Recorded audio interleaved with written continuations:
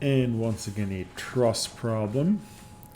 So we have this nice looking truss right here with 2 supports and 3 loads. And we're asked to find the force in the center column, which would be CG. So it'll be this column right here. Right, that's what we're looking for. And it doesn't really tell us exactly what to do, but it does give us the options of doing free body diagrams for the entire section or a joint. All right, so I think before we just start drawing stuff all over the place, let's think about this in a strategic way. So I think if we start looking at joint C, right, if we're looking for CG, then we probably have to look at one of those 2 joints. If we look at C, then we'll have all kinds of unknowns, right? We'll have direction here, there, so that's not going to be helpful. If we look over here, if we look at C, right, then at least we'll have 3 unknowns. That's not too bad. And right, so if we just do that sketch quickly, right? So if we say this is my point here, see what would I get? I would get FCG, which in the end I'm looking for, and I would get 2 more unknowns. I would get HG, FGH, and I would get FFG. So that doesn't help us all that much yet, just to make sure we know where we are. So that's G. So how could we get G? Well, the thing is that, if we wanted to do a cut, we can't cut through all of this, right? Because we'd cut through 1, 2, 3, 4. We can only cut through 3, otherwise we have 4 unknowns. That doesn't help us. But if we just cut here, we'll have 3 unknowns. Right? That maybe we can find this one. If we have FGH, then we can find FCG. So let's do a cut there. So basically, we only would have that little triangle. Triangle here. That's a roller. So we'd have 1 unknown, A. And then we have our 3 unknowns there. So we still are 1 unknown too many. So that'd be FGH,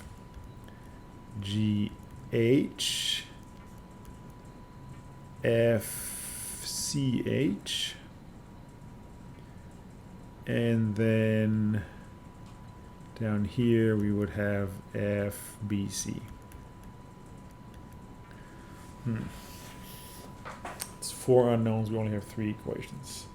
But we can always get the overall support reactions, right? So we can do our little free body diagram here. Not a huge amount of space. In the end, we can draw the superstructure on there, but it's not really all that important because all the forces are acting down there. So we have our loads, which are, oops, I want to take red. Let's get red for our loads. Well, we have 10 kilonewton. We have 20 kilonewton and another 10 kilonewton. And then we have support reactions. So we have support reactions right here at E. So we'd have EY and EX. And then over here we only have A. All right, so let's think about this again, right? So if I find A, I can find A from this structure. If I have A, I can find FGH. If I can find FGH, I can find FCG. I think we have a strategy. All right, so let's find A. Let's do entire body. Entire body. So I would do a sum of moments. If I want to have A, I'll do the sum of moments around E, because then all the other unknowns drop away. So I had A turning clockwise, so minus A times, what's the distance here? 8 plus 8 plus 8, so 32 meters.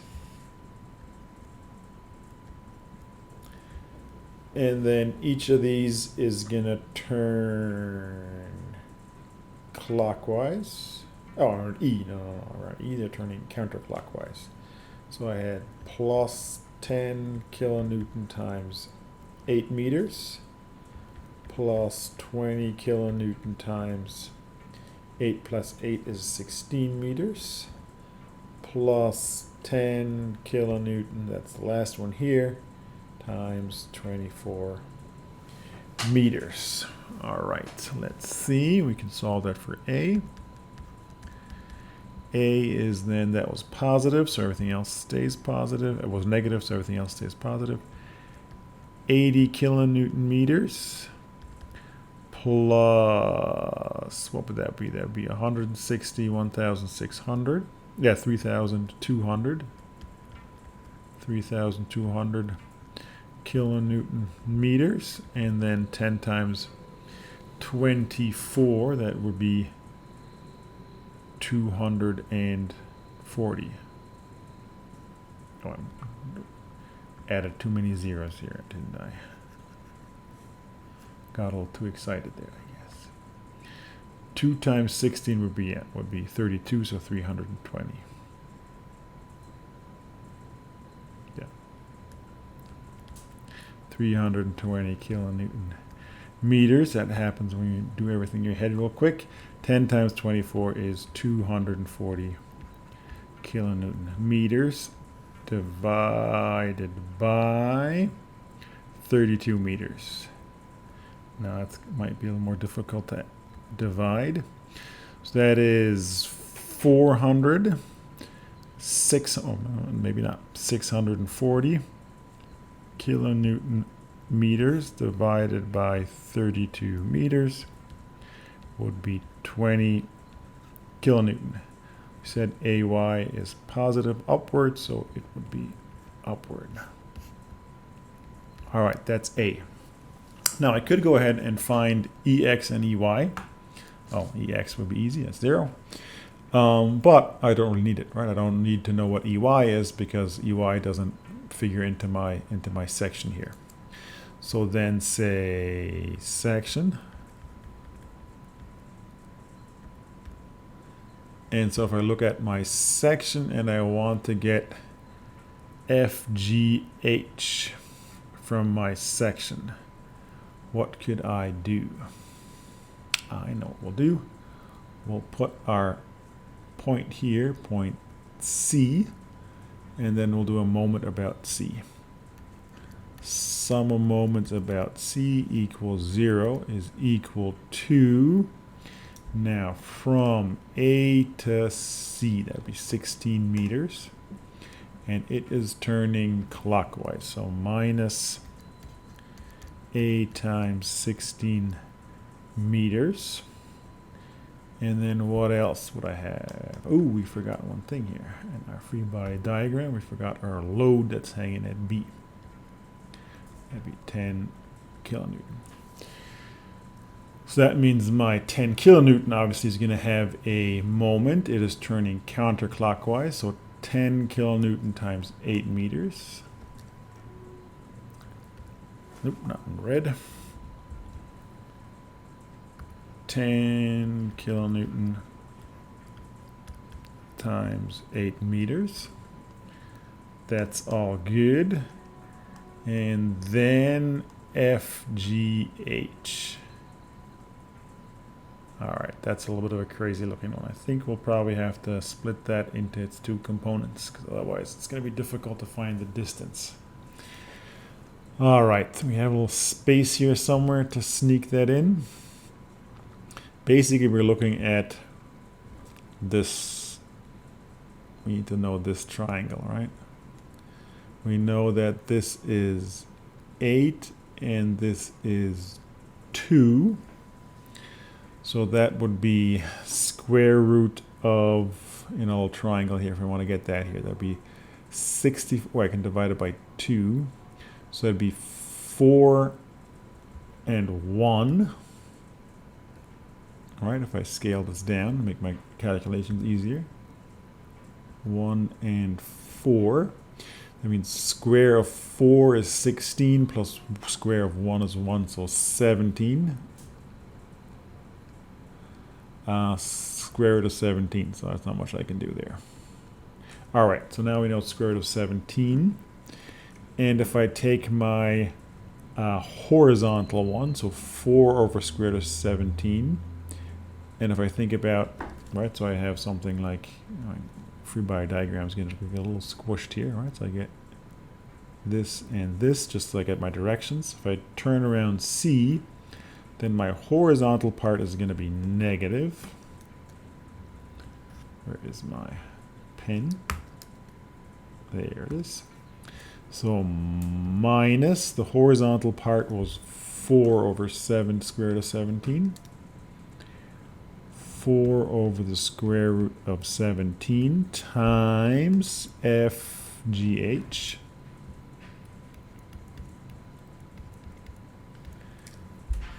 And that's what distance? That's just the distance, 6 meters.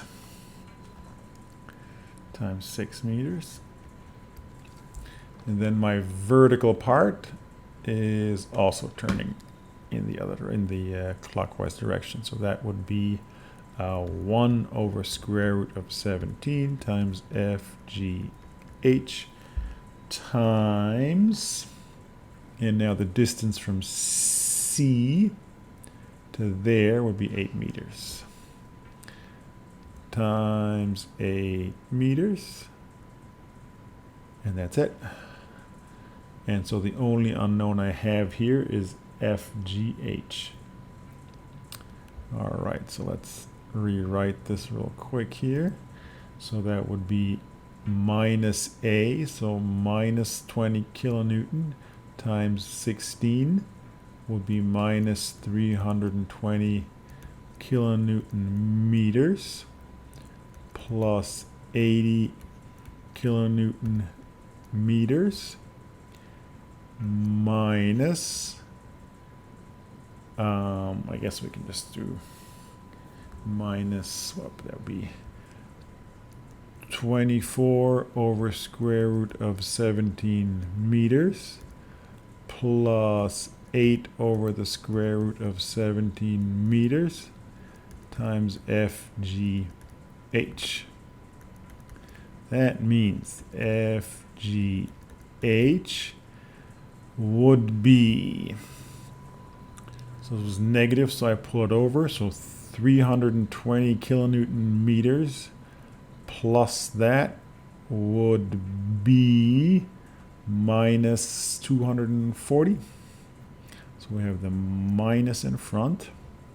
Minus 240 kilonewton meters divided by, if I add those together, that'd be 32 over the square root of 17 meters. And if I calculate that all the way through, then I get minus 15 over 2 square root of 17 kilonewton, and that is minus 320 times, not 320, where am I looking? Minus 30.923 kilonewton compression. That went FGH, so it's not necessarily exactly what I'm looking for, but I will need it because now I can go back to my joint G.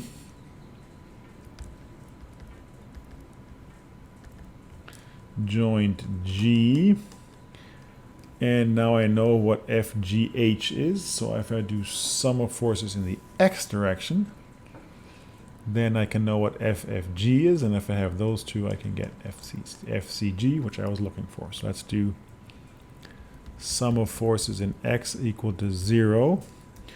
is equal to FGH, and it's the horizontal part, so 4 over square root of 17 minus 4 times square root of 17 FGH, and then FCD doesn't have a horizontal component, so then we get FG. That triangle is the same triangle, so it will be plus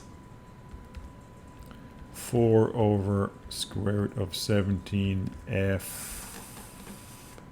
FG,